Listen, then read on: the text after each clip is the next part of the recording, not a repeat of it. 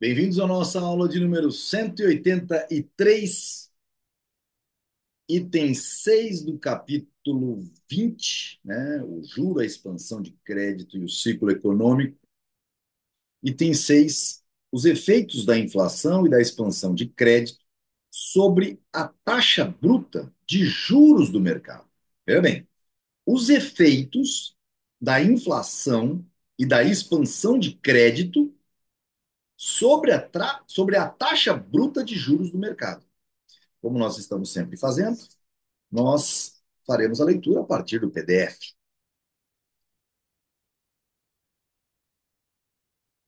Quaisquer que sejam os efeitos finais de um processo inflacionário sobre o nível da taxa de juro originário, não existe qualquer relação entre esses efeitos e as alterações temporárias que uma mudança na relação monetária provoca por variação dos encaixes, perdão, provocada por variação dos encaixes, possa produzir na taxa bruta de juro do mercado. Veja bem, quaisquer que sejam os efeitos finais de um processo inflacionário sobre o nível de taxa de juro originário, ou seja, que mude os conceitos intrínsecos das pessoas, subjetivos, da, da valoração de um bem futuro mais próximo frente a um bem futuro mais remoto, né? Está dizendo que não existem qualquer relação entre esses efeitos e as alterações temporárias que uma mudança na relação monetária provocada por variação dos encaixes, quando fala variação dos encaixes, é maior quantidade de dinheiro no mercado, né, à disposição, comprando mais coisas, ou seja, diminuindo poupança e aumentando o consumo, possa produzir na taxa bruta de juro do mercado. A injeção ou a retirada de moeda e de substitutos de moeda no mercado, ao afetar em primeiro lugar o mercado de crédito, perturba temporariamente a correlação entre as taxas brutas de mercado e a taxa de juro originário. Lembra que este é o grande problema. As taxas de juros de mercado passam a diminuir, porque está sobrando crédito, está injetando, né? Ou retirando, ele está fazendo uma coisa já, mas se você está injetando dinheiro, então, só que o seu juro originário você já começa a descolar do que está acontecendo no mercado. É por isso que acontecem as más alocações de recursos. A taxa de mercado aumenta ou diminui em função da diminuição ou do aumento da quantidade de moeda oferecida para empréstimo, sem qualquer ligação com as mudanças na taxa de juro originário, que possivelmente ocorrerão mais tarde em consequência das mudanças na relação monetária. Óbvio que este mais tarde aqui, que ocorrerão, né, sem qualquer ligação com as mudanças na taxa de juros, que possivelmente ocorrerão mais tarde em consequência das mudanças na relação monetária. Acontece primeiro para quem? Acontece primeiro para nós austríacos. É por isso que nós nos tornamos os pessimistas. O mundo inteiro está feliz, juro baixo, vamos investir, doidão! E nós falamos, epá, a nossa, a nossa taxa de juro originário, quando a maioria da população se torna eufórica por conta de uma queda abrupta, né, forçosa da taxa de juros, uma inundação de dinheiro no mercado, a gente já começa a mudar nossos conceitos. Óbvio que ocorrerão mais tarde na maioria das pessoas, mas para quem conhece economia austríaca, isso é quase que ao mesmo tempo. A taxa de mercado se afasta do nível que corresponde ao da taxa do juro originário, fazendo com que comecem a atuar as forças que tendem a provocar novamente o ajuste da taxa de mercado à taxa do juro originário. Então, o que causa os problemas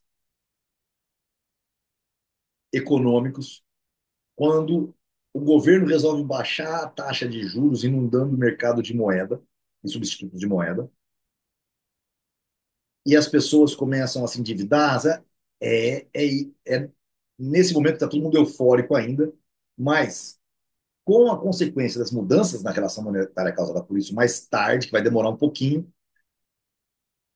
e essa taxa de mercado se afastando do nível que corresponde à taxa de juros originários da população, e aí começam a atuar as forças que tendem a provocar o quê? O ajuste da taxa de mercado à taxa de juros originário.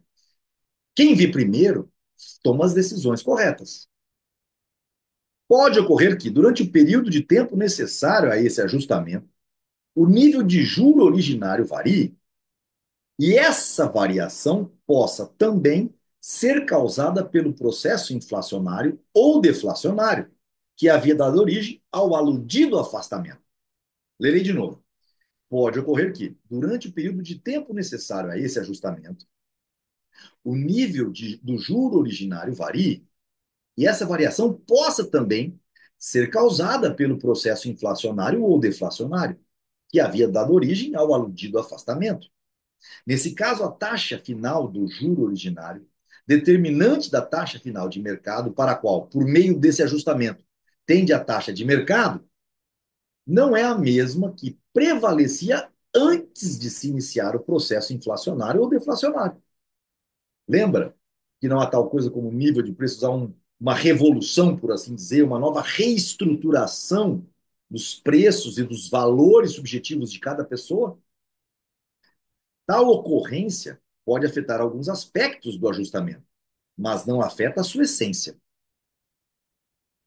O fenômeno com o qual devemos ocupar-nos é o seguinte: a taxa de juro originário é determinada pelo desconto de bens futuros em relação a bens presentes. Perfeito? Mais uma vez a definição, correto? Na sua essência, não depende da quantidade de moeda e de substitutos de moeda, se bem que mudanças nessas quantidades possam indiretamente afetar o seu nível. Continuamos grifando. Mas a taxa bruta de juro do mercado é afetada pelas variações na relação monetária, fazendo com que um reajustamento deva forçosamente ocorrer. Então, o fenômeno que nós devemos buscar, o fenômeno com o qual devemos ocupar-nos é qual é a natureza do processo que provoca esse reajustamento. Eu vou grifar tudo de amarelo, mas eu vou fazer assim, ó. Aqui eu ponho sublinhado e aqui sublinhado, né?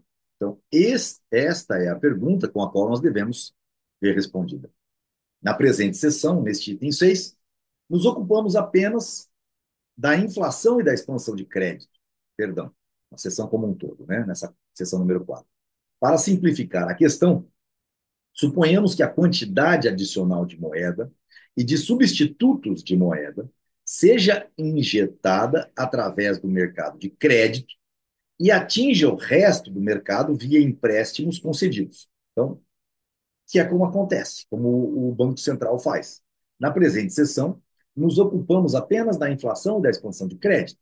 Para simplificar a questão, suponhamos que a quantidade adicional de moeda e de substitutos de moeda seja injetada através do mercado de crédito, através dos bancos, e atinja o resto do mercado via empréstimos concedidos.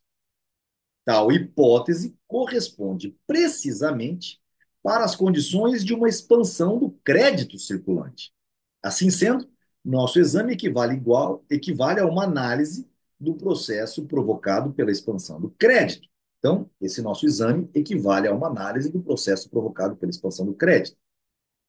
Quanto às flutuações do ciclo longo, nós vamos ver mais para frente, 656, 657, né? E também veremos na nota 23 da seção 11 do capítulo 12, né?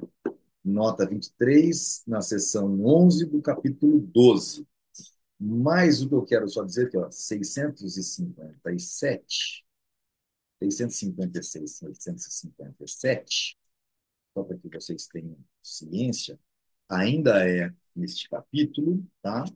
Mas trata-se do item 9, efeitos da recorrência do ciclo econômico sobre a economia de mercado. Então, vai falar, né, exatamente nesse item que ele está falando aí, sobre efetivamente o que acontece na, nas flutuações do crédito do ciclo longo. Lembrando, pessoal, quem conhece esse jogo da teoria austríaca dos ciclos econômicos consegue fazer dinheiro no caos. Aliás, é o melhor lugar para a gente saber os pontos de investimento.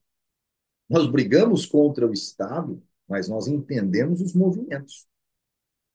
O pessoal do Banco Central trabalha lá dentro também, sabe? Eles odeiam a escola austríaca não porque eles acham que ela não retrata os fatos como são. Eles gostam dela, eles não gostam que todo mundo saiba disso, né? Por que eu estou falando isso? Porque os funcionários do Banco Central, eles compraram dólar antes da movimentação dos 5 para o 6. Eles já sabiam o que estava para acontecer. Ao proceder a essa análise, precisamos novamente fazer referência ao prêmio compensatório. Já foi mencionado que, quando uma expansão de crédito está apenas começando, o correspondente prêmio compensatório positivo ainda não se manifesta. Um prêmio compensatório só pode surgir quando a quantidade adicional de moeda, no sentido amplo, já começou a afetar os preços das mercadorias e serviços. Ah, Rodrigo, os bancos não têm economistas austríacos lá? Tem, e muito bons.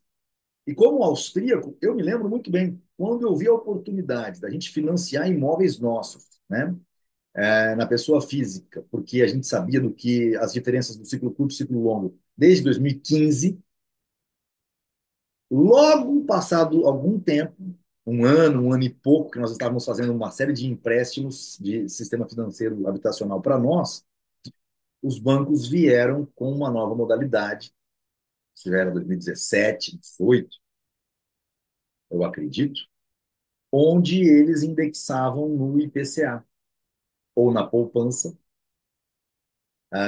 ou na Selic, os contratos. Mas nós pegamos contratos sem indexação. Se não fosse o nosso acordo com o fundo, que nós tivemos que fazer, e eles, né, acabaram ficando sem, mas obrigaram nós também a ficarmos sem, a gente era para ter hoje uns, eu e a Rebeca juntos, uns 30 apartamentos. Hoje, com os aluguéis pagando os custos, né? Nós estamos falando aí de 2018, 17 para 25, 8 anos, nós estaríamos hoje recebendo dinheiro acima das nossas cotas partes. Ou seja, a gente teria ganho 30 apartamentos só de saber fazer todo o movimento operacional. Ah, mas, na medida em que a expansão de crédito prossegue e que quantidades adicionais de meios fiduciários são injetados no mercado de crédito, aumenta a pressão sobre a taxa bruta de juros do mercado. A taxa bruta de mercado deveria aumentar em decorrência do contínuo aumento do prêmio compensatório positivo, provocado pelo progresso do processo expansionista. Mas enquanto subsistir a expansão de crédito, a taxa bruta de mercado continua atrasada em relação ao valor que seria necessário para cobrir o juro originário e o prêmio compensatório positivo. Não foi isso que nós vimos acontecer nesse período. Por quê? Porque o que o Mises está colocando aqui é que o prêmio compensatório ele vem embutido na taxa bruta de juros. Mas o que os bancos fizeram em 2017 e 2018 não foi isso. Eles não embutiram o prêmio compensatório. Eles foram já austríacos. Eles estavam colocando a taxa bruta de juros para o financiamento imobiliário 7% ao ano, né? Indiferente, 7% ao ano, mas escrevendo 7% ao ano, independentemente do que acontecia. A gente fez muitos contratos assim. A gente fez depois nos outros modelos também, Bradesco, Santander.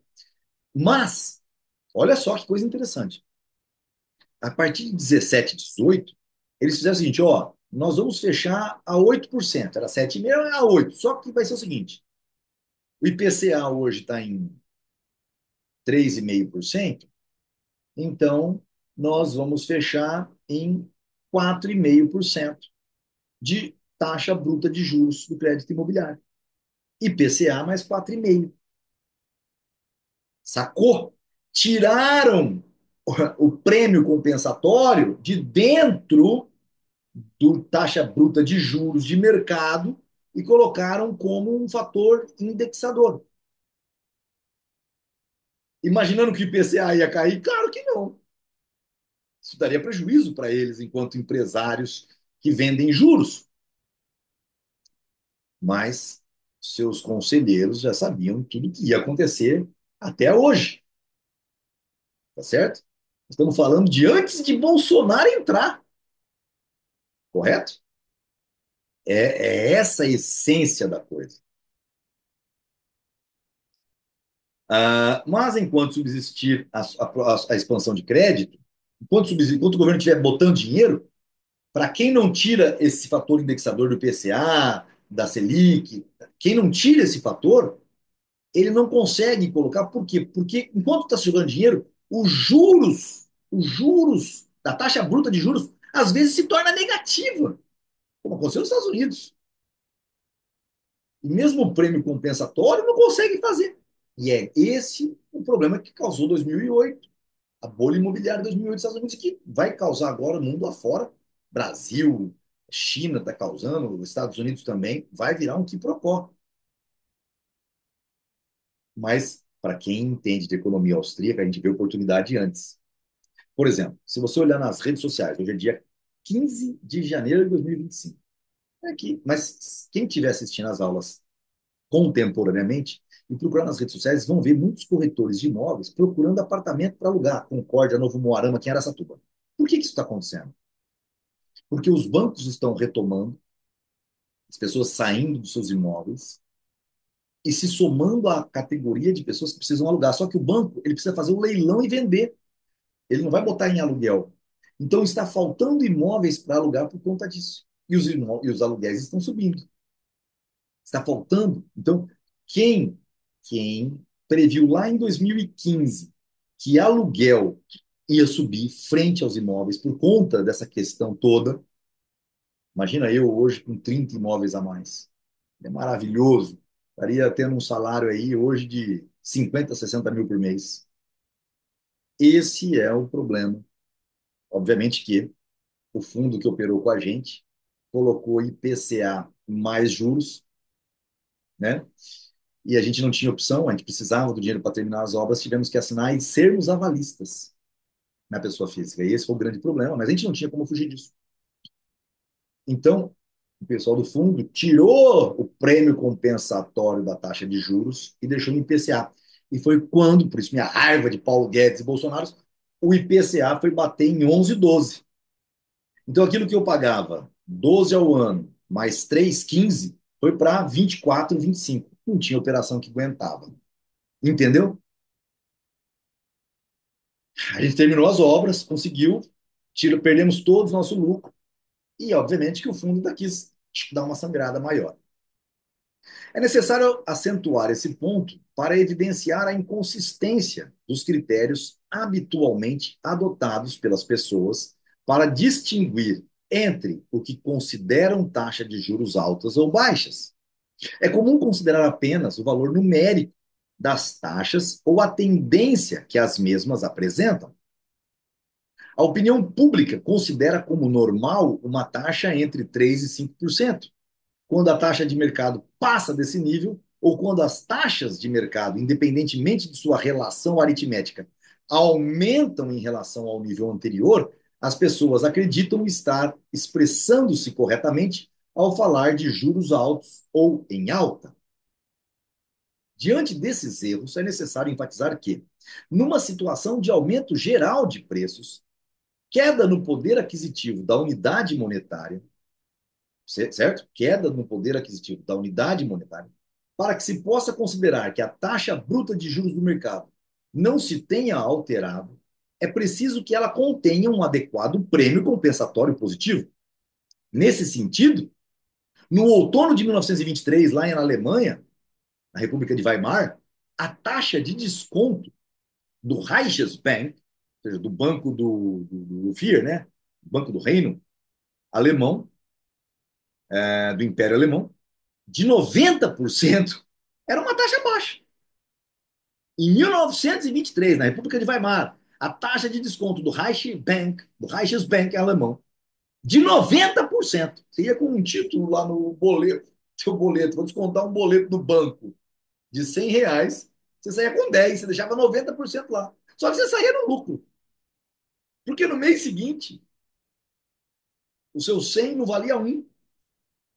Era uma taxa baixa. Na verdade, uma taxa ridiculamente baixa, uma vez que era consideravelmente menor que o prêmio compensatório e não deixava nenhuma margem para os outros componentes da taxa bruta de juros do mercado. Essencialmente, esse mesmo fenômeno se manifesta em todos os casos de expansão creditícia prolongada, que nós vamos viver no Brasil. Fechar contratos de energia elétrica no livre mercado em valores pré-fixados que não são vinculados a nenhum prêmio compensatório que hoje a gente tira, chama-se PCA, INPC, IGPM. Se não tem prêmio compensatório, vale a pena fechar contratos. Tem uma pessoa que quer entrar para o ILAN e ele representa uma empresa que faz isso. E eu falei para ele, eu te vendo esse negócio facinho para um monte de industriais que vão sair ganhando muito no longo prazo. Essencialmente, esse fenômeno se manifesta em todos os casos de expansão creditícia prolongada. As taxas brutas de juro do mercado aumentam ao longo do curso da expansão, mas não acompanham o correspondente aumento dos preços em geral. Ao analisar o processo de expansão do crédito, suponhamos que o processo de ajustamento do sistema econômico aos dados do mercado e o movimento em direção ao estabelecimento dos preços finais e das taxas de juros finais sejam perturbados por um novo dado, a saber, uma quantidade adicional de meios fiduciários ofertada no mercado de crédito. Então, ele está dizendo aqui o seguinte: é da cachaça para o bêbado, presta atenção. Ao analisar o processo de expansão do crédito, suponhamos que o processo de ajustamento do sistema econômico aos dados do mercado e o movimento em direção ao estabelecimento dos preços finais e das taxas de juros finais seriam perturbados por um novo dado, uma quantidade adicional de meios fiduciários ofertada no mercado de crédito. Pela taxa bruta de juros prevalecente no mercado na véspera dessa perturbação, todos os que quisessem tomar empréstimos devidamente considerado o componente empresarial poderiam obter todo o crédito que desejassem. Então, as taxas de juros subiram para os bancos, porque já botou prêmio, já a taxa bruta, porque já tem um prêmio compensatório alto, porque a inflação está aqui forçando. Empréstimos adicionais só poderiam ser colocados a uma menor taxa bruta de mercado.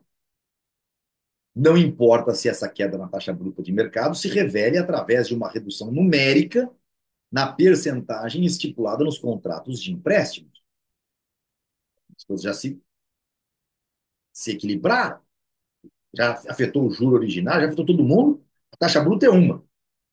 Poderia ocorrer que as taxas de juro nominais permanecessem inalteradas e que a expansão se manifestasse no fato de que a essas taxas fossem feitos empréstimos que não o seriam anteriormente, graças ao valor da componente empresarial a ser incluída, os medos de não receber. Então, o Banco Central mete dinheiro no mercado para os bancos dar, mas os bancos não abaixam as taxas de juros. Porque tem o fator do quê? Do componente empresarial. Esse resultado também equivale a uma queda nas taxas brutas de mercado e produz as mesmas consequências.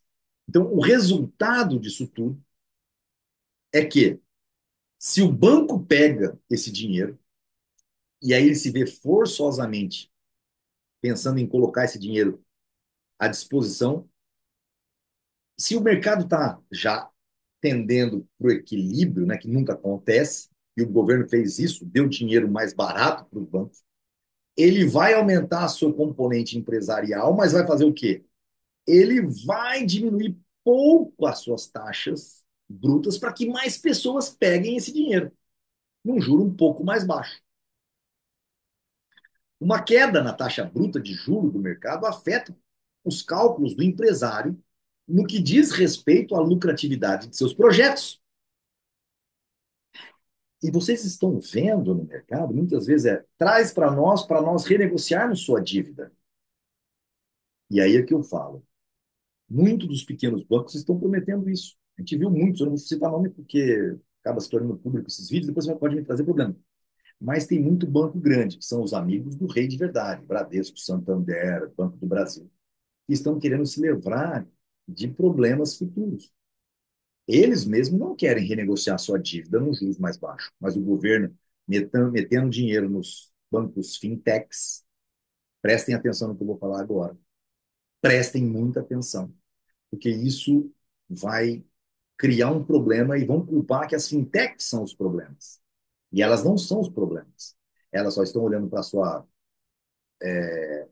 o seu fator empresarial e recebendo dinheiro barato do governo para emprestar para as pessoas. Então, eles estão falando assim: ó, você tem uma taxa de juros no outro banco, você está devendo 100 mil no outro banco, eu vou pegar seus 100 mil e vou refinanciar para você. Você quita o outro banco, fica devendo 100 mil para mim, só que com uma taxa de juros mais barata, porque eu estou pegando dinheiro mais barato. O que o governo federal está fazendo, na verdade, é uma armadilha para as fintechs. Nubank, C6, Mercado Pago, PagSeguro, muitas. Por quê? Porque ele está tirando passivo de risco futuro dos grandes bancos, que sempre foram seus parceiros, e para eles é melhor um oligopólio pequeno, né, do que essa pulverização de fintechs. E o que está acontecendo? Na hora em que as pessoas se tornarem insolventes nas fintechs, elas se tornam, elas quebram essas fintechs, obviamente, que não vão conseguir sobreviver. Então, o segredo é, opere fintech, mas não guarde seus dinheiros nas fintechs. Seu dinheiro tem que estar em Bitcoin. Poupança é Bitcoin. Em carteira própria, não na fintech. Não é entrar no Mercado Pago e comprar Bitcoin lá dentro. Tá certo? O homem de negócio considera nos seus cálculos, quando planeja algum empreendimento, não só os fatores materiais de produção, os salários, os futuros preços dos produtos que irá produzir, mas também as taxas de juros. O resultado desses cálculos mostra ao homem de negócios se um determinado projeto será lucrativo ou não. Mostra-lhe que investimentos podem ser feitos no presente estágio da relação entre a valoração que o público faz dos bens futuros e a dos bens presentes. Compatibiliza suas ações com essa valoração. Impede-lhe de realizar projetos que o público não aprovaria por causa da correspondente extensão do período de espera. Força-o a empregar os bens de capital disponíveis de maneira a melhor satisfazer as necessidades mais urgentes dos consumidores. Tendo tudo que a gente já viu. Mas uma queda na taxa de juros decorrente de uma expansão do crédito falseia o cálculo empresarial. Embora a quantidade de bens de capital disponíveis não tenha aumentado, o cálculo empregado emprega parâmetros que só seriam utilizáveis se esse aumento tivesse ocorrido. O resultado, portanto, é enganador. É por isso que as construtoras vão quebrar. É isso aqui.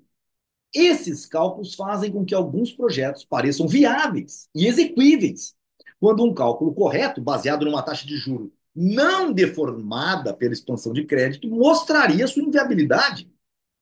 Os empresários se lançam na realização desses projetos, a atividade empresarial fica estimulada, tem início um boom. Vou deixar aqui de roxo, para que todo mundo passe por aqui e fique putz grilo. É isso que acontece quando o governo aumenta a quantidade de moedas e a taxa de juros cai.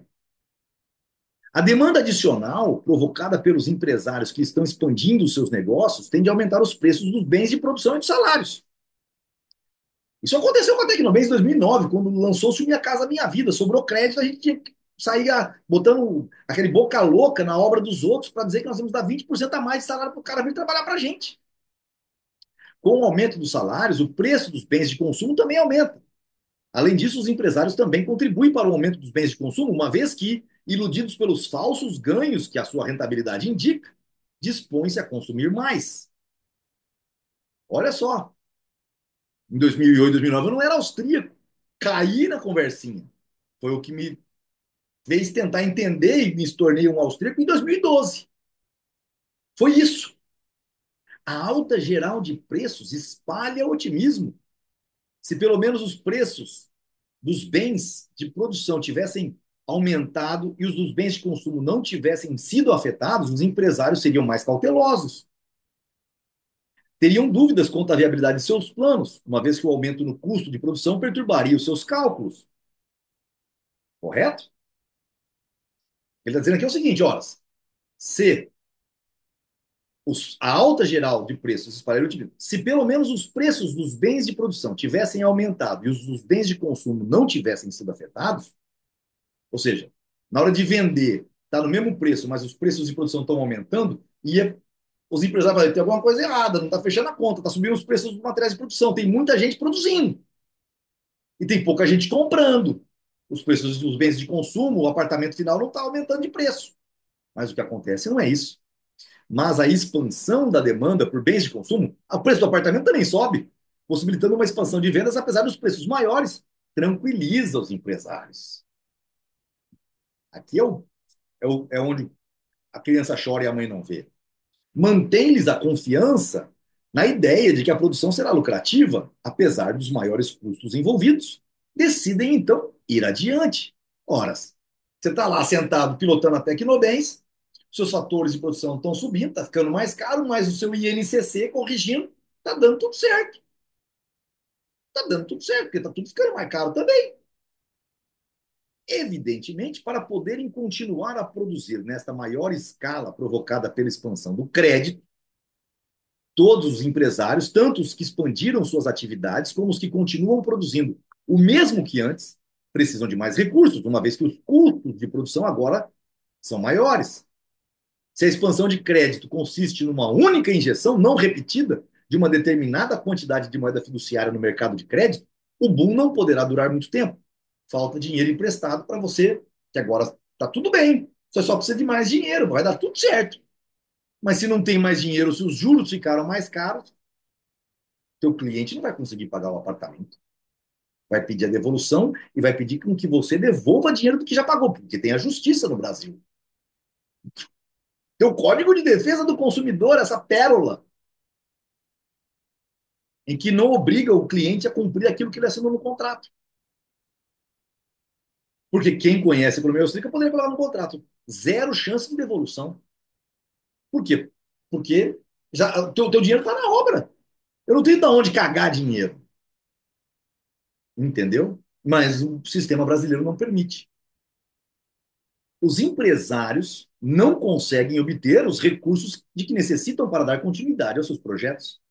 A taxa bruta de juros do mercado aumenta porque a maior demanda por empréstimos não é contrabalançada por um correspondente aumento na quantidade de moeda disponível para empréstimo. Os preços das mercadorias caem porque alguns empresários vendem seus estoques e outros se abstêm de comprar. Então os preços caem. Ou seja, quem comprou um certo apartamento há 4 anos atrás, no lançamento, num lugar muito nobre na Vida Brasília, está vendo que a construtora está vendendo ele hoje pelo mesmo preço de 4 anos atrás e vai queimar apartamento. A atividade empresarial se contrai novamente. Isso é natural. A alta termina porque as forças que provocaram, deixaram de atuar. A quantidade adicional de crédito circulante esgotou a sua capacidade de influir sobre preços e salários. Os preços, os salários e os vários encaixes individuais ajustam-se à nova relação monetária. Desloca-se em direção ao estado final que corresponde a essa nova relação monetária, sem serem desviados por novas injeções de meios fiduciários adicionais. A taxa de juro originário, correlativo a essa nova estrutura de mercado, age com todo o seu peso sobre a taxa bruta de juro do mercado. A taxa bruta de juros já não está mais sujeita às influências perturbadoras das mudanças na quantidade de moeda no sentido amplo, provocadas por variações dos encaixes. Todo esse exemplo aqui tem que ser lido e relido, tá? Eu não vou grifar, porque senão vai ficar tudo grifado esse capítulo inteiro, esse item inteiro. A principal falha de todas as tentativas de explicar o boom, ou seja, tendência geral de expansão da produção e de aumento de todos os preços. Então, a principal falha de todas as tentativas de explicar o boom pelas outras doutrinas econômicas consiste precisamente em não levar na devida conta as mudanças na quantidade de moeda ou dos meios fiduciários. Ou seja, todos os economistas que já passaram pelo governo Banco Central, que continuam fazendo o mesmo erro, não leram isso. Item 6, alguém manda, item 6, página tal, a página tal, para todos os economistas que param no governo. Um aumento geral dos preços só pode ocorrer. E você que está assistindo isso aqui, manda esse link para o seu amigo economista. Por favor. Um aumento geral dos preços só pode ocorrer se houver uma queda na oferta de todas as mercadorias ou um aumento na quantidade de moeda, no sentido amplo. Um aumento geral dos preços só pode ocorrer se houver uma queda na oferta de todas as mercadorias ou um aumento na quantidade de moeda no sentido amplo. No sentido amplo. Admitamos, só para argumentar, que essas explicações não monetárias do período de alta e do ciclo econômico estejam corretas.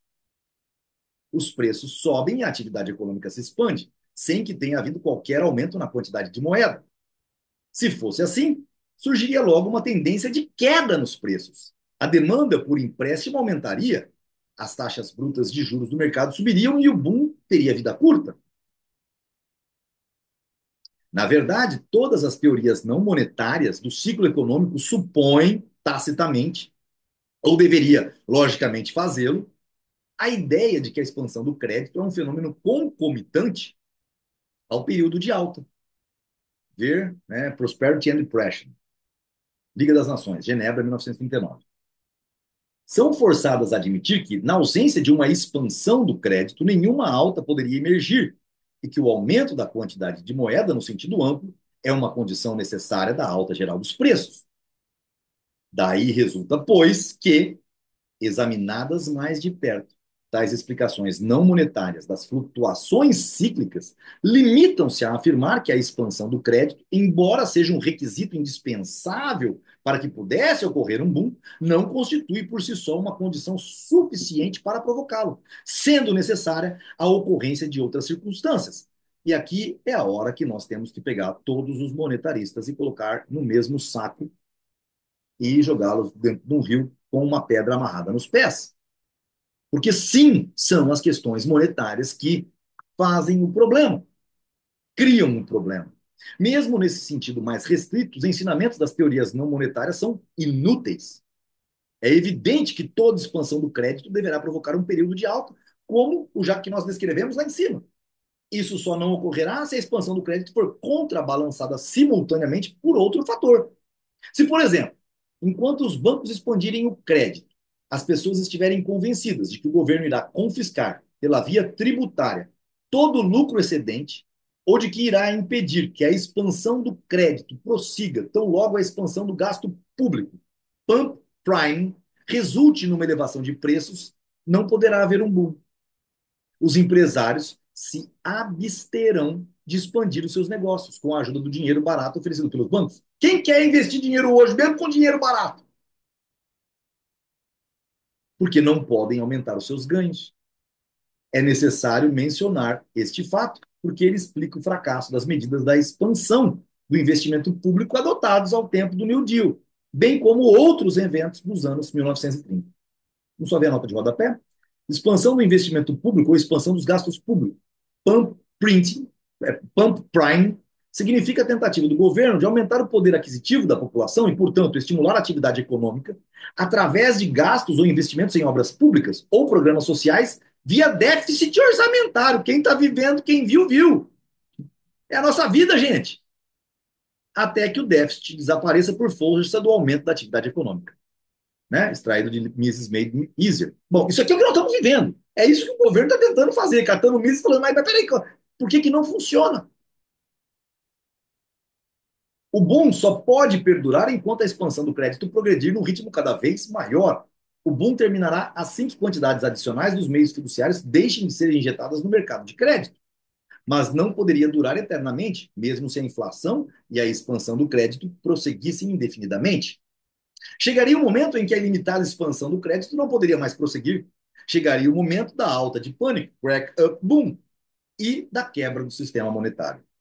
A essência da teoria monetária consiste na percepção de que as mudanças na relação monetária provocadas por variações dos encaixes não afetam os vários preços, salários e taxas de juros, nem ao mesmo tempo, nem na mesma proporção. Se não houvesse essa desigualdade, a moeda seria neutra.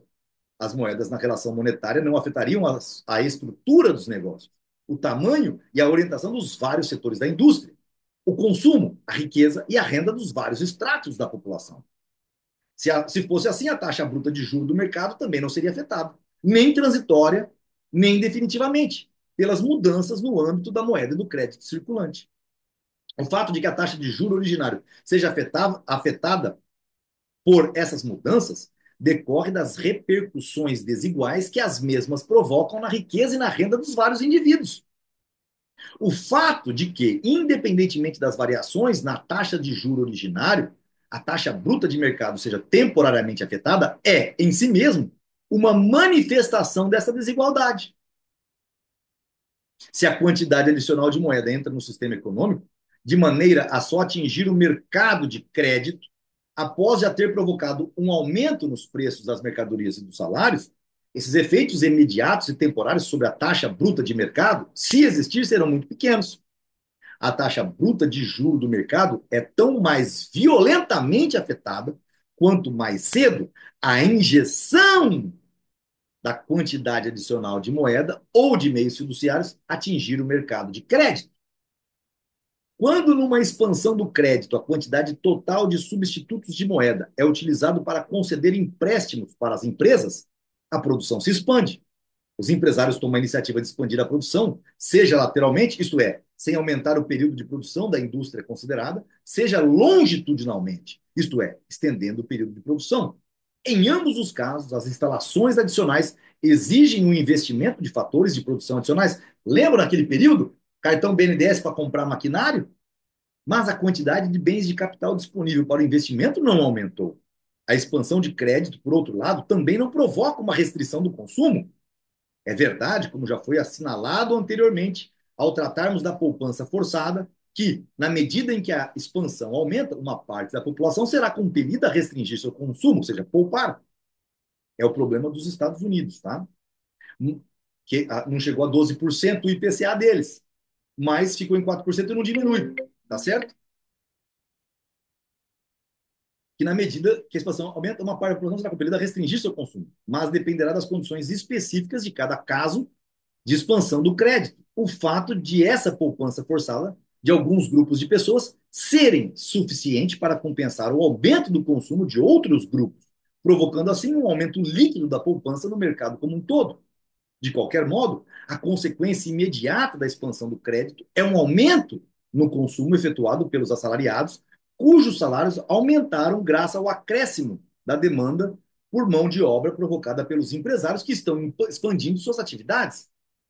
Suponhamos, só para argumentar, que o aumento do consumo daqueles assalariados favorecidos pela inflação e a poupança forçada dos outros grupos que se viram prejudicados por ela fossem iguais e que, portanto, o consumo total não se tivesse alterado. Nesse caso, a situação seria a seguinte: a alteração na produção teria sido efetuada pelo aumento do período de espera, mas a demanda por bens de consumo não teria diminuído, o que teria sido necessário para que as reservas consumíveis durassem por um período maior. Evidentemente, este fato resultaria num aumento dos preços dos bens de consumo, o que provocaria uma tendência à poupança forçada. Entretanto, esse aumento nos preços dos bens de consumo fortaleceria a tendência de expansão da atividade econômica.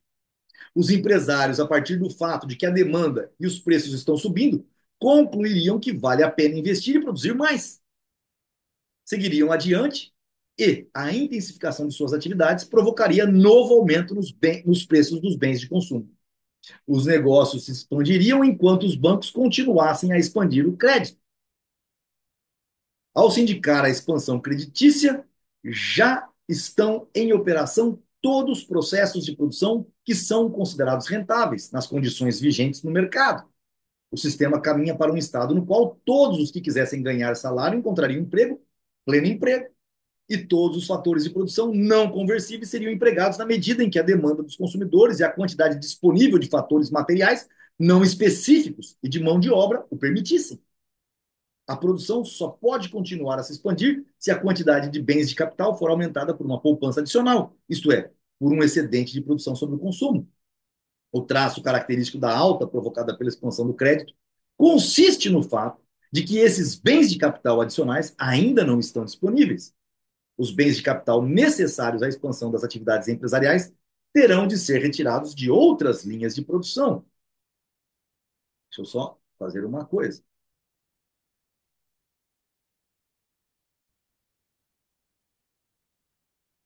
Então, o traço característico da alta provocada pela expansão do crédito consiste no fato de que esses bens de capital adicionais ainda não estão disponíveis.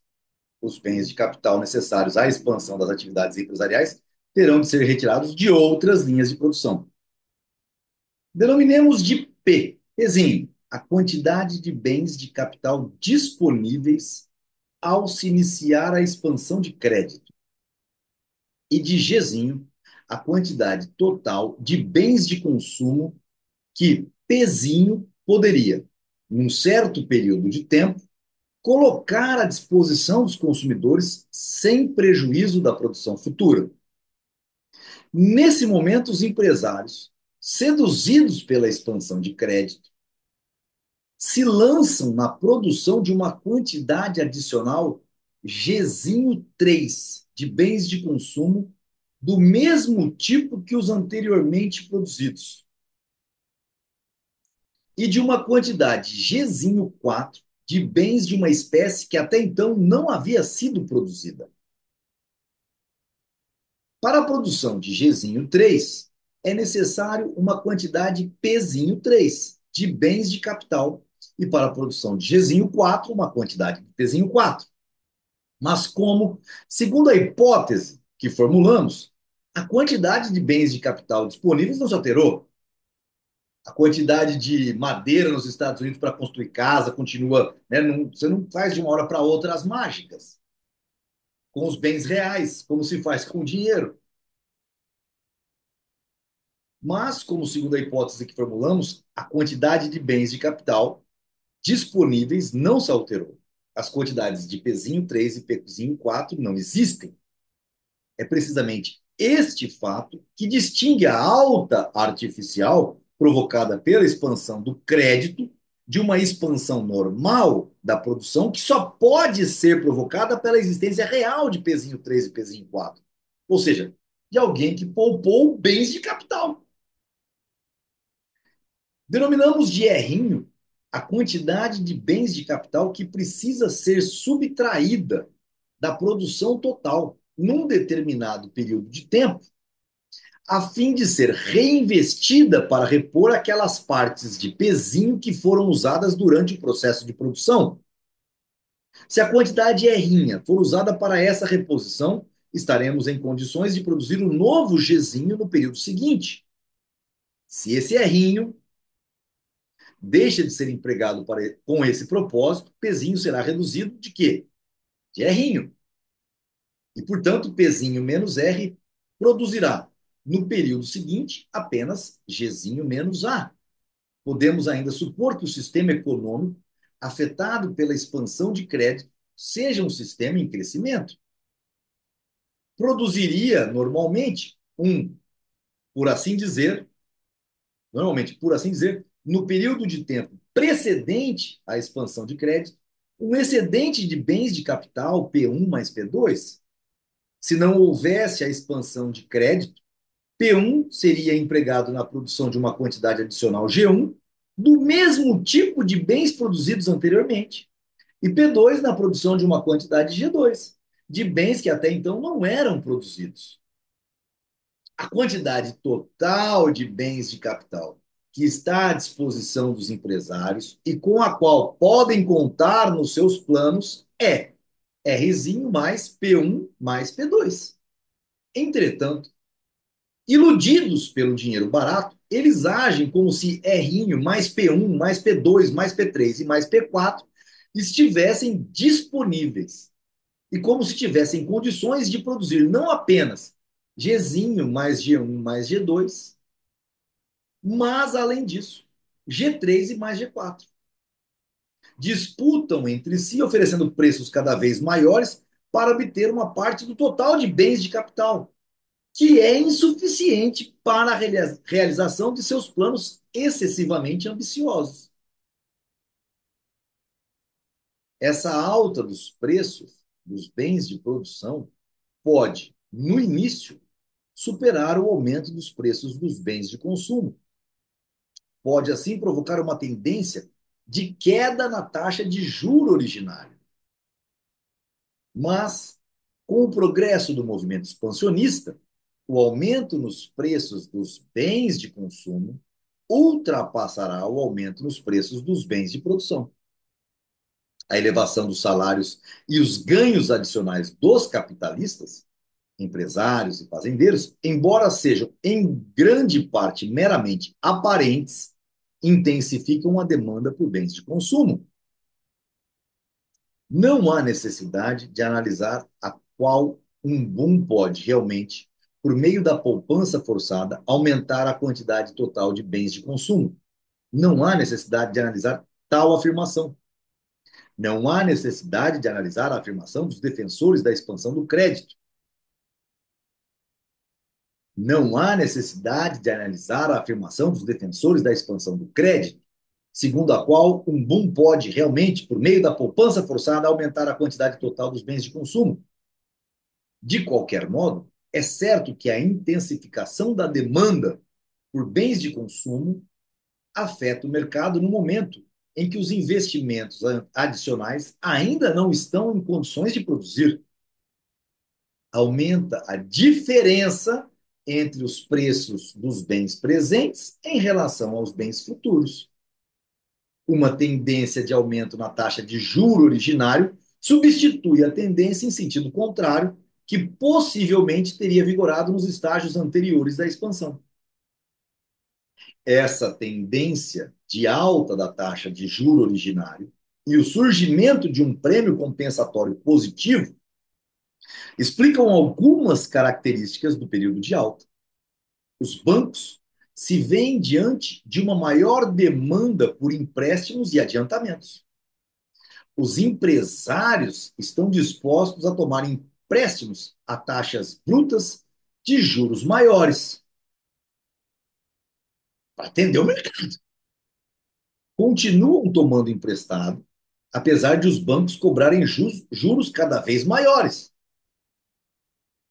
Numericamente, as taxas brutas de juros são superiores às que vigoravam no início da expansão. Não obstante, do ponto de vista cataláctico, são insuficientes para cobrir o juro originário mais o componente empresarial e o prêmio compensatório. Os bancos, ao concederem empréstimos em condições mais onerosas, acreditam ter feito o necessário para terminar com a especulação malsã. Pensam que os críticos que os condenam por atiçar as chamas da alta frenética do mercado estão equivocados. Não percebem que, ao injetar cada vez mais meios fiduciários no mercado, estão de fato alimentando o fogo. É o aumento continuado da quantidade de meios fiduciários que produz, alimenta e acelera o boom. O valor da taxa bruta de juro do mercado é apenas uma consequência do aumento dos meios fiduciários. Se quisermos saber se está havendo ou não expansão de crédito, devemos examinar a quantidade existente de meios fiduciários e não a expressão numérica da taxa de juros. Certo? Isso aqui é o ouro. Costuma-se descrever o boom como um período de excesso de investimento. Entretanto, só é possível haver investimento adicional na medida em que haja uma quantidade adicional disponível de bens de capital.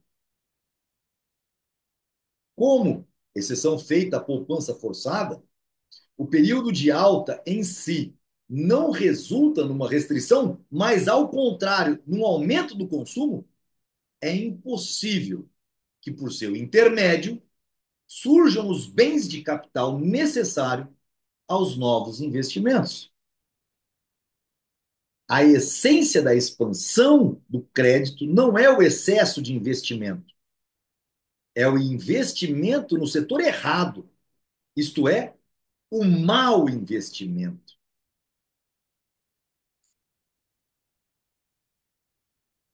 A essência da expansão do crédito não é o excesso de investimento, é o investimento no setor errado, isto é, o mau investimento. Os empresários empregam a quantidade disponível, R mais P1 mais P2, mais P3 e mais P4, que não existe. Aumentam seus investimentos numa escala superior a que os bens de capital disponíveis permitiriam. Seus projetos são irrealizáveis por causa da insuficiência de bens de capital e, portanto, fracassarão, mais cedo ou mais tarde. O inevitável final da expansão de crédito torna visíveis os erros cometidos. Há indústrias que não podem ser utilizadas porque lhes faltam fatores complementares que ainda não são produzidos. Há mercadorias que não podem ser vendidas porque os consumidores estão mais interessados em comprar outros bens, que, por sua vez, não são produzidos em quantidade suficiente. Há instalações cuja construção está paralisada por ter ficado óbvio que são antieconômicas. Lembram-se do tanto de fábricas de insumo agrícola que o governo tentou fazer e parou? Lembra? Três Lagoas, aquele rolo todo? O erro de crer que a característica essencial do boom é o excesso de investimento e não o mau investimento se deve ao hábito de julgar a situação apenas pelos seus aspectos perceptíveis e tangíveis. O que Bastiat, séculos atrás, chamava de o que se vê e o que não se vê. Correto? O observador percebe apenas os maus investimentos que são visíveis e não chega a perceber que são inviáveis porque faltam outros. O observador percebe apenas os maus investimentos que são visíveis. Ele só percebe as construtoras que quebraram em 18, 17, 18. E não todo o conjunto da obra, que são e não chega a perceber que são inviáveis porque faltam outros, aqueles necessários para a produção dos fatores complementares de produção e para a produção de bens de consumo que o público necessita com mais urgência. As condições tecnológicas obrigam a que a expansão da produção só tenha início após a expansão das instalações que produzem bens de uma ordem mais afastada dos bens de consumo acabados. As condições tecnológicas obrigam a que a expansão da produção só tenha início após a expansão das instalações que produzem bens de uma ordem mais afastada, mais elevada dos bens de consumo acabados. Isso se dá pela poupança. Para expandir a produção de calçados, roupas, automóveis, móveis, casas, é preciso, primeiro, expandir a produção de ferro, aço, cobre e outros bens do mesmo gênero.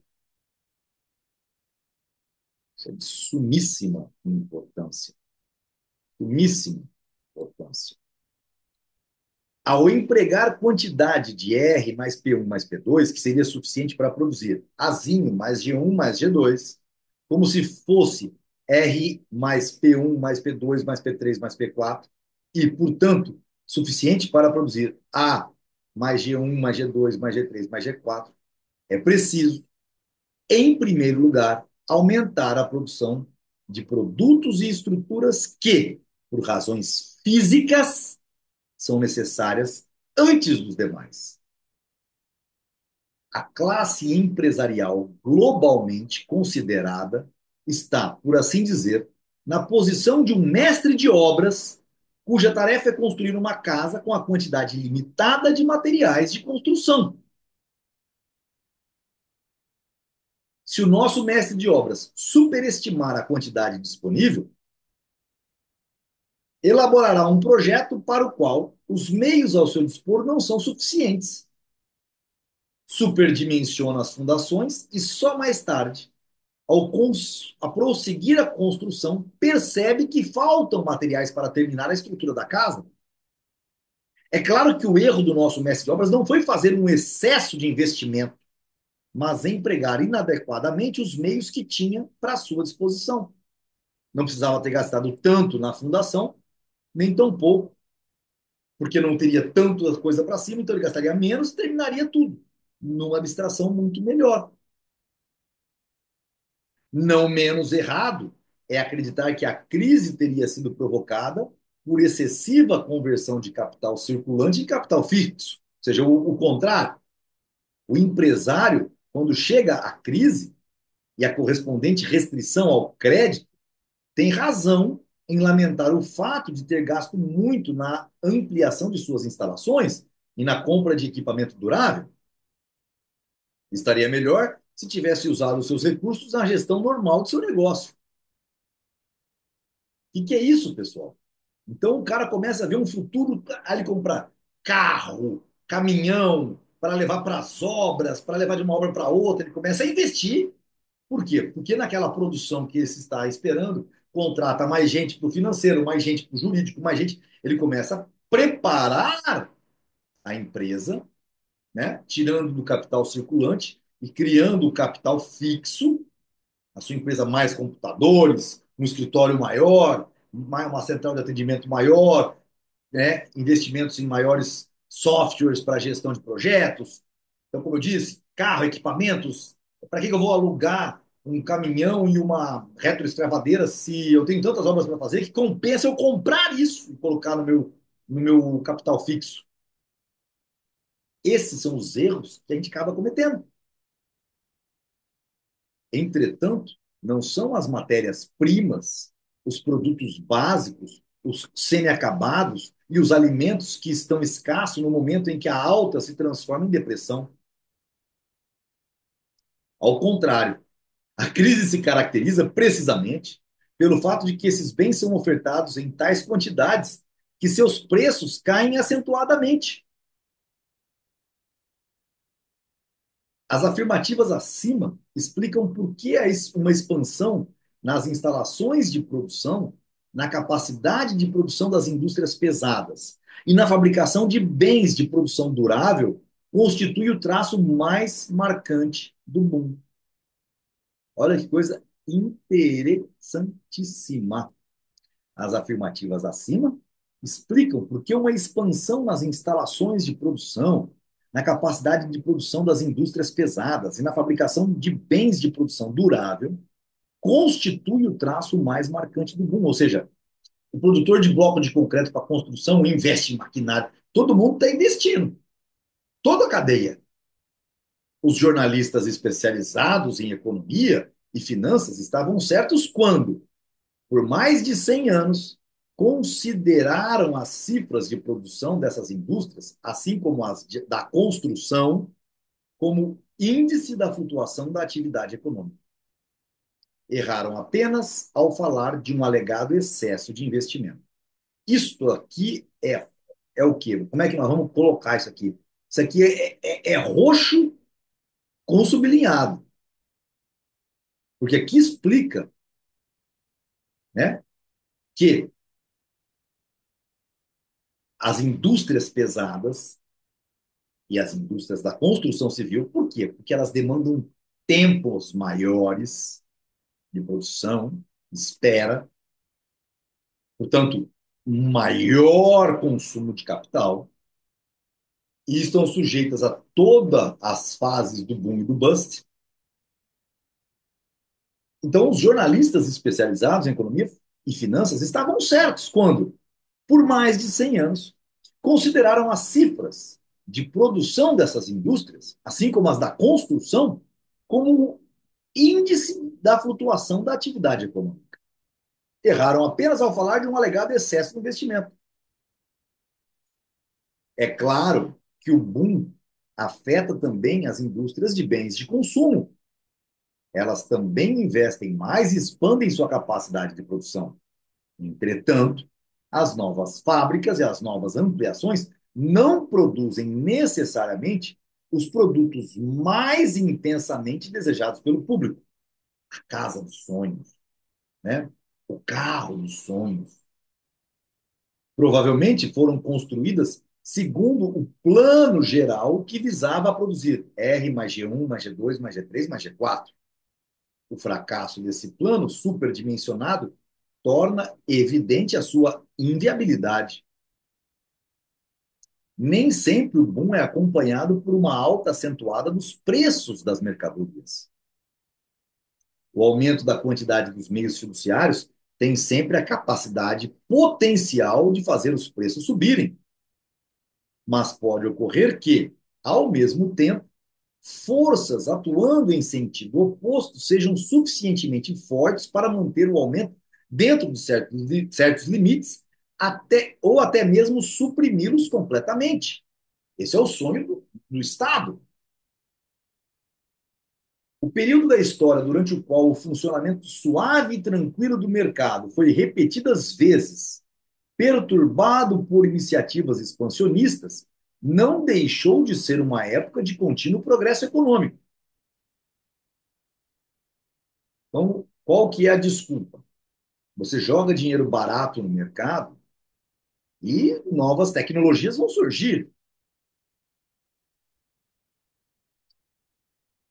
né?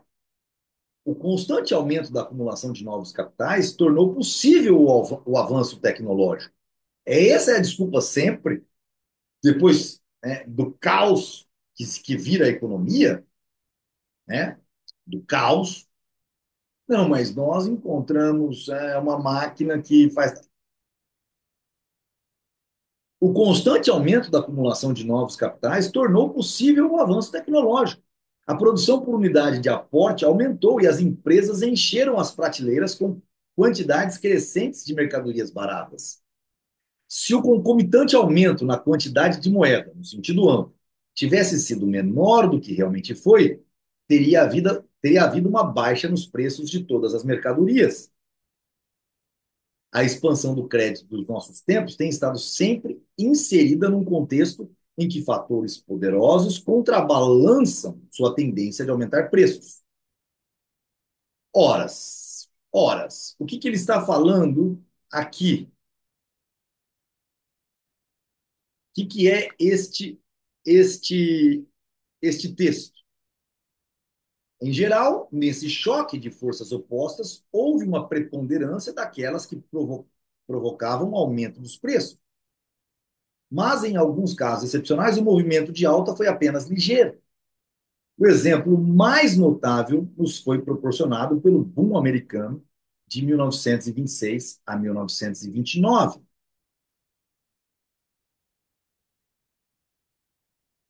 Peraí. Bom, primeiro, eu quero colocar isso aqui, porque depois de 1929, ao longo do século XX, os estados entenderam que um aumento, meta de inflação, um aumento de base monetária, o governo se financiando em 4% de toda a riqueza produzida, ó, é um roubo. Ele, ao invés de deixar com que os preços caíssem por um aumento de produção, eles poderiam aumentar os seus gastos de alguns investimentos de tal ordem que essa expansão do crédito contrabalanceasse a redução dos preços, né, por conta do avanço tecnológico, fazendo com que essa roda girasse indefinidamente. Ver Murray Rothbard, America's Great Depression, Princeton, 1963, né, para falar sobre a crise de 29. As características essenciais de uma expansão de crédito não variam por existirem esses casos particulares. O que induz um empresário a se lançar num determinado projeto não são os preços altos ou os preços baixos em si, mas uma diferença entre os custos de produção, inclusive juros sobre o capital necessário, e os preços previstos para os produtos a serem produzidos. É a especulação. Já viu isso ao longo do livro, até aqui. Uma diminuição da taxa bruta de mercado, como a que é provocada pela expansão de crédito, faz com que certos projetos passem a ser considerados lucrativos, quando anteriormente não o eram. Nós vimos, ao longo dos últimos 12, 13 anos, surgirem empresas neste modelo que a gente chamava de empresas o quê? Zumbis. Por quê? Porque se fosse acabado o incentivo do crédito barato, essas empresas eram deficitárias. Essas empresas eram empresas que não davam lucro. Por quê? Porque na hora de se estimar as coisas, o juro sobre o capital necessário estava escondido nesse aumento de base monetária, tanto nos Estados Unidos como em todos os lugares, inclusive no Japão. É por isso que todos agora dizem a crise de 2025 ela vai ser terrível. Aí depois não vinha aquelas teorias, né? 1920 a 1929, de 25, né? São os anos 20. Não, é a repetição do erro. Faz com que R mais P1 mais P2 sejam empregados como se fossem R mais P1 mais P2 mais P3 mais P4. Faz surgir uma estrutura de investimentos e de atividades produtoras que não é compatível com a quantidade real de bens de capital e que mais cedo ou mais tarde entrará em colapso. Às vezes, as mudanças de preço de que estamos tratando são compensadas por uma tendência geral de aumento do poder aquisitivo, resultando dessa interação de forças contrárias, o que geralmente se denomina de estabilização de preços. Tal circunstância modifica apenas alguns aspectos acessórios do processo. Façamos a leitura de novo. Faz surgir uma estrutura de investimento de atividades produtoras que não é compatível com a quantidade real de bens de capital e que mais cedo ou mais tarde entrará em colapso. Às vezes, as mudanças de preços de que estamos tratando são compensadas por uma tendência geral de aumento do poder aquisitivo, resultando dessa interação de forças contrárias, o que geralmente se denomina de estabilização de preços. Tal circunstância modifica apenas alguns aspectos acessórios do processo. É evidente que, quaisquer que sejam as condições, nenhuma manipulação dos bancos poderá prover o sistema econômico com bens de capital. Essa mágica não existe. O que é necessário para uma saudável expansão da produção são bens de capital adicionais e não moedas ou meios fiduciários.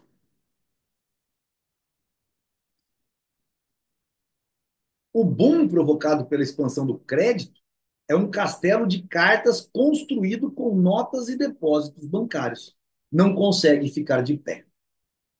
O colapso surge quando os bancos, assustados com o ritmo acelerado do boom, começam a se abster de continuar expandindo o crédito. O boom só pode. É a parte empresarial, eles começam a subir a taxa de juros, mesmo com o Banco Central oferecendo dinheiro. O boom só pode continuar enquanto os bancos estejam dispostos a conceder generosamente às empresas todos os créditos necessários para a execução de seus projetos ambiciosos, em completo desacordo com a real disponibilidade de fatores de produção e com as valorações dos consumidores. Esses planos ilusórios, que parecem viáveis graças à deformação do cálculo econômico, e esse é o ponto importante, provocada pela política de dinheiro barato, só podem ser levados adiante se novos créditos forem concedidos a taxas brutas de mercado, artificialmente baixas em relação ao valor que teriam no mercado de crédito, isento dessas manipulações. Ponto importantíssimo. É aquele ponto, então, que joga todo o dinheiro vai perder o valor, vale, mas aí destruiu a economia. É essa margem que lhes dá uma falsa aparência de lucratividade. A mudança no comportamento dos bancos não cria crise, apenas torna visíveis os danos provocados pelos equívocos cometidos pelas empresas durante o período de boom, ok? Mesmo que os bancos insistissem em manter teimosamente suas políticas expansionistas, o boom não poderia durar eternamente. Qualquer tentativa de substituir bens de capital não existente, especificamente para as quantidades P3 e P4, por meios fiduciários, está fadada ao fracasso. Se a expansão do crédito não for interrompida a tempo, o boom se transforma numa alta de pânico, que é o que a gente chama de crack-up boom. Começa a fuga para valores reais e o sistema monetário desmorona. Todavia, como regra geral, no passado, os bancos não deixaram as coisas chegarem a esse extremo. Os bancos, que é quem manda, né, ficaram alarmados quando a catástrofe final ainda estava longe. Se os bancos são sucursais do Banco Central e se são as maiores fortunas, quem vocês acham que mandam na política? Então não pode haver crack-up boom. Quem cria o plano real efetivamente? Quem força a economia a não quebrar? Os próprios bancos, porque senão eles vão ter muito de nada. Vamos ver aqui, ó. Não nos devemos iludir pensando que essas mudanças nas políticas de crédito dos bancos foram causadas pela percepção dos banqueiros e das autoridades monetárias quanto às inevitáveis consequências de uma continuada expansão do crédito. O que fez os bancos mudarem sua conduta foram certas condições institucionais a serem analisadas mais adiante. Página 900, 902. Sempre houve banqueiros competentes e conhecedores da ciência econômica. É por isso que no Brasil, como é um oligopólio, são esses conhecedores, que foi gerado um oligopólio graças a várias políticas malfadadas no passado, que quebraram o Banco Nacional, o Banco Econômico, Banco USA, e aí foram juntando. Sempre houve banqueiros competentes e conhecedores da ciência econômica. A própria formulação da teoria das flutuações econômicas, a teoria monetária, da escola monetária, Currency School, no School, the Currency School, foi inicialmente, em grande parte, elaborada por banqueiros ingleses.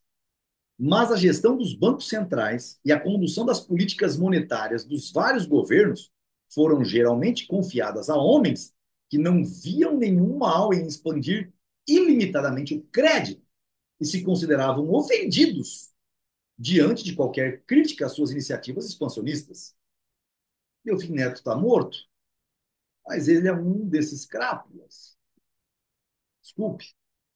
Então, logo seja interrompido o fluxo de meios fiduciários adicionais, o castelo de cartas do boom desmorona. Os empresários vêm-se obrigados a restringir suas atividades, porque lhes faltam os fundos para manter a escala exagerada em que se engajaram. Necessidade de capital de giro a gigante não tem.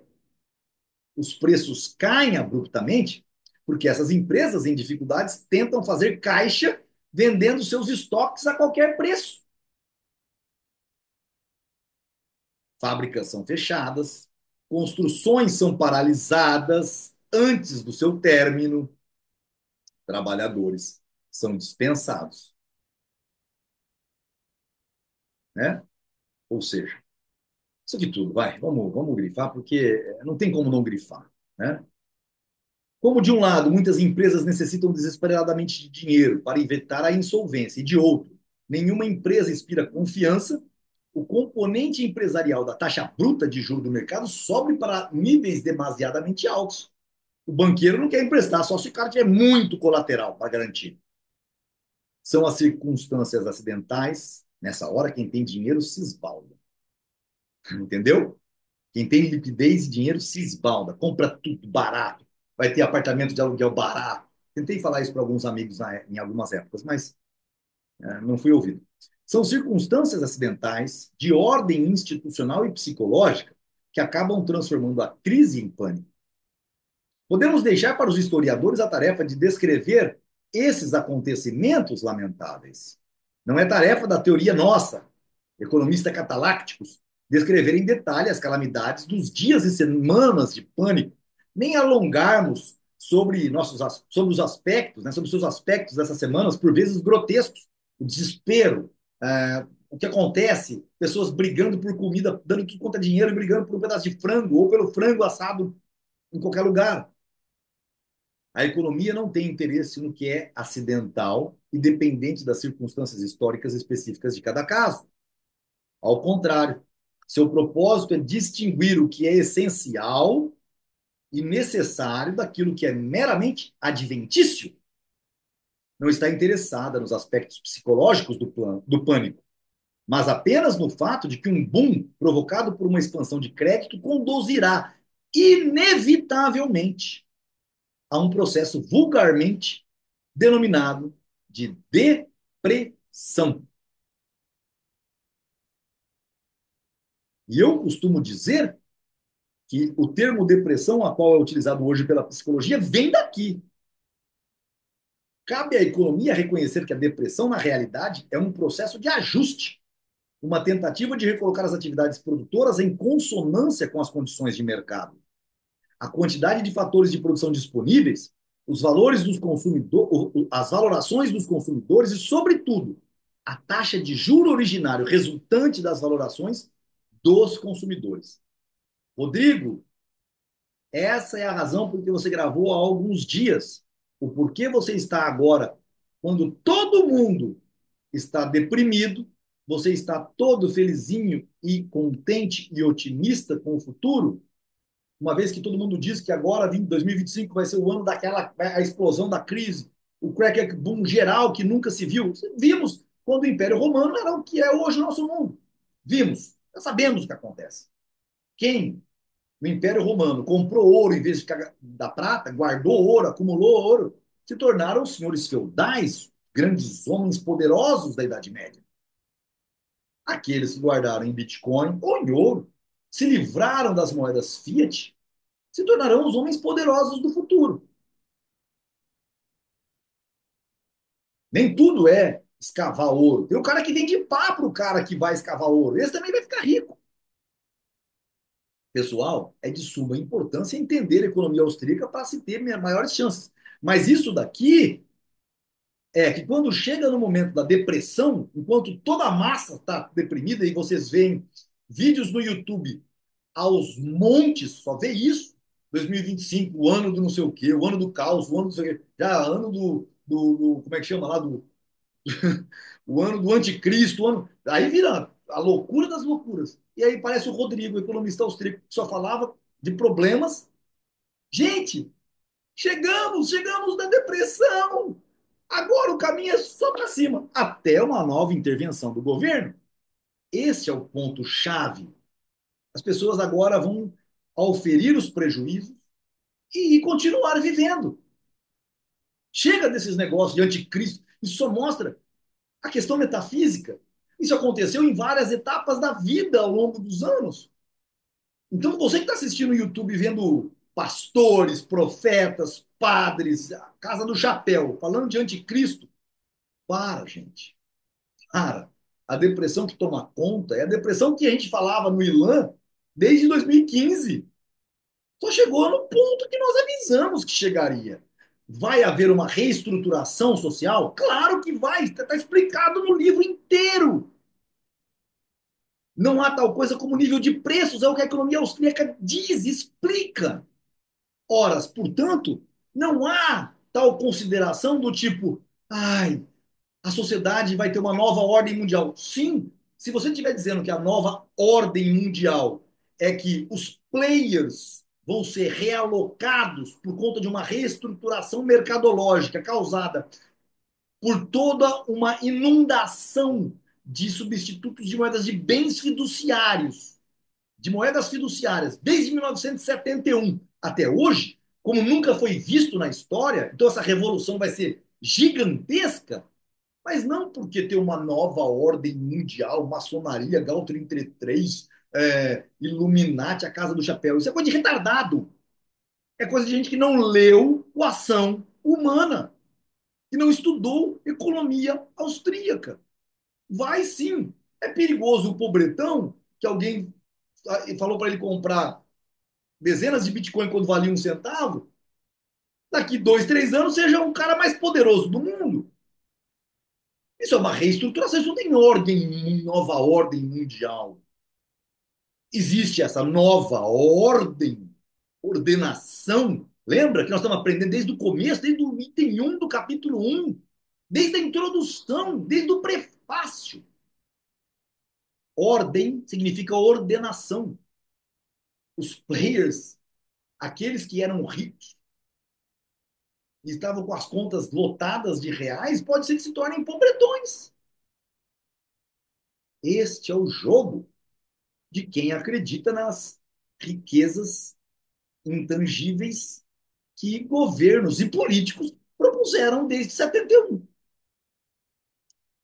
Esses dados, entretanto, não são os mesmos que prevaleciam ao iniciar-se o processo expansionista. Muitas coisas mudaram desde então. A poupança forçada, num grau ainda maior, a poupança voluntária habitual, podem ter proporcionado novos bens de capital que não foram totalmente desperdiçados pelo mau investimento e pelo sobreconsumo induzido pelo boom. Apartamentos prontos, que se todo mundo tivesse comprado nesse coisa barato, quem ficou acumulando um monte de dinheiro e comprou, agora vai mandar na vida dos outros que vão ter que morar nos seus apartamentos de aluguel, vão ser os senhorios. Quem investiu em coisa que ninguém viu vai ficar multimilionário. É assim que funciona. As mudanças na riqueza e na renda de vários indivíduos e grupos de indivíduos serão provocadas pelas particularidades de cada movimento inflacionário. Então, eu espero que muita gente esteja estudando isso aqui agora, porque esta frase é que faz com que a riqueza se acumule ou não, independentemente de ter qualquer relação causal com a expansão do crédito. Os números e as características populacional podem ter mudado. O conhecimento tecnológico pode ter evoluído. A demanda por certos bens pode ter se alterado. O estado final a que tende o mercado já não é o mesmo para o qual tendia antes das perturbações provocadas pela expansão creditícia. Alguns investimentos feitos no período do boom, quando avaliados com o julgamento sóbrio do período de ajustamento, não mais obscurecidos pela ilusão do período de alta, revelam-se fracassos irremediáveis.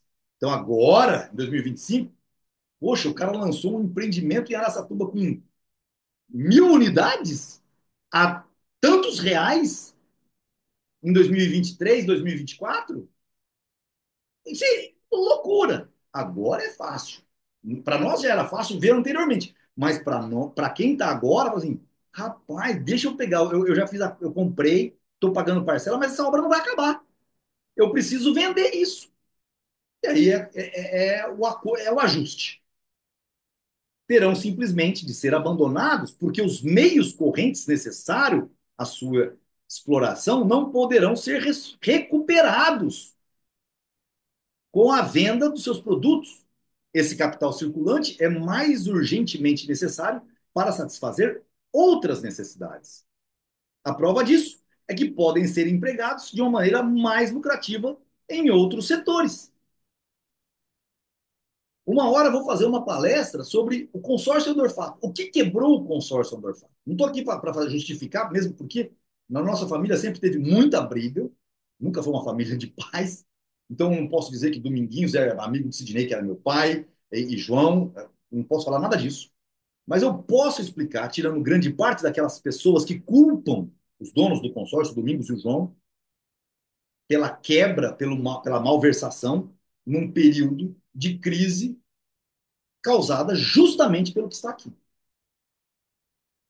E um prédio como aquele que está lá na Pompeu, na Duque de Caxias, com a Pompeu, aqueles prédios que é do João, que a Receita Federal tomou, que vai para leilão, que nunca ninguém compra, que fica aquele malfadado esqueleto construtivo, é justamente pelo que eu acabei de ler.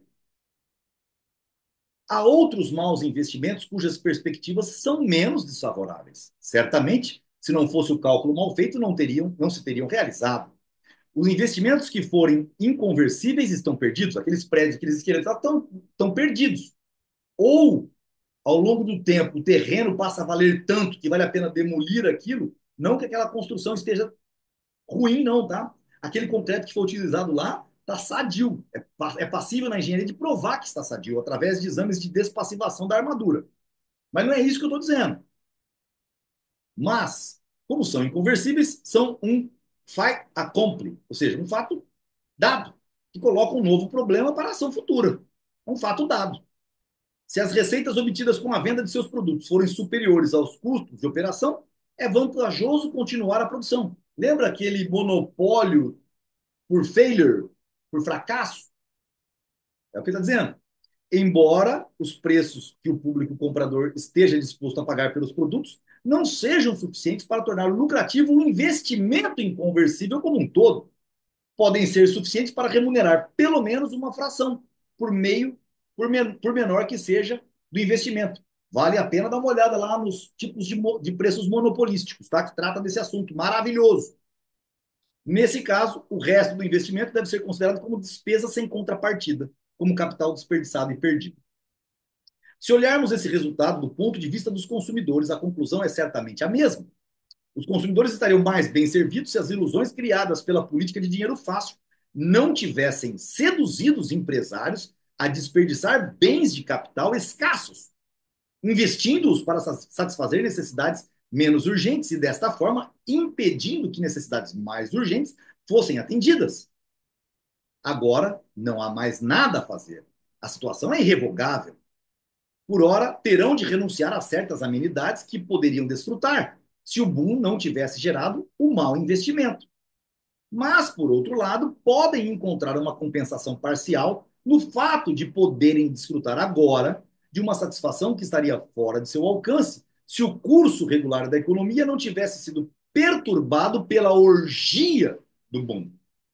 É uma compensação apenas superficial, uma vez que os bens que não chegaram a ser fabricados por causa do emprego inadequado dos bens de capital eram muito mais desejados do que esse que, por assim dizer, os substituíram.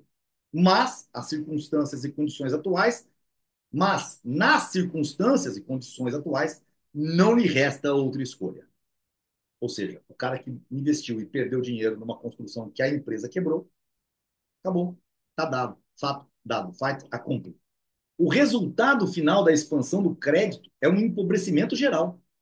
Alguns, é o que o César Toino sempre diz, é quando acontece isso que a maré baixa e você vê quem está nadando pelado. Isso aqui é o quem está nadando pelado, né? No boom. Quem estava nadando pelado. Alguns podem ter aumentado sua riqueza. Não deixaram que a histeria coletiva ofuscasse a sua razão e se aproveitaram das oportunidades proporcionadas pela mobilidade dos investidores. Eu falei, outros indivíduos ou grupo de indivíduos podem ter sido favorecidos sem qualquer mérito próprio, pelo simples fato de que os bens que vendiam aumentaram de preços antes dos bens que compravam.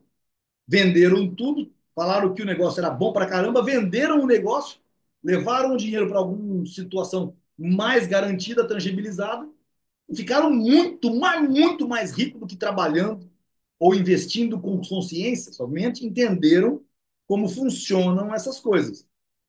Mas a imensa maioria terá de pagar a conta do mau investimento e do sobreconsumo ocorridos durante o boom e podem criticar o governo.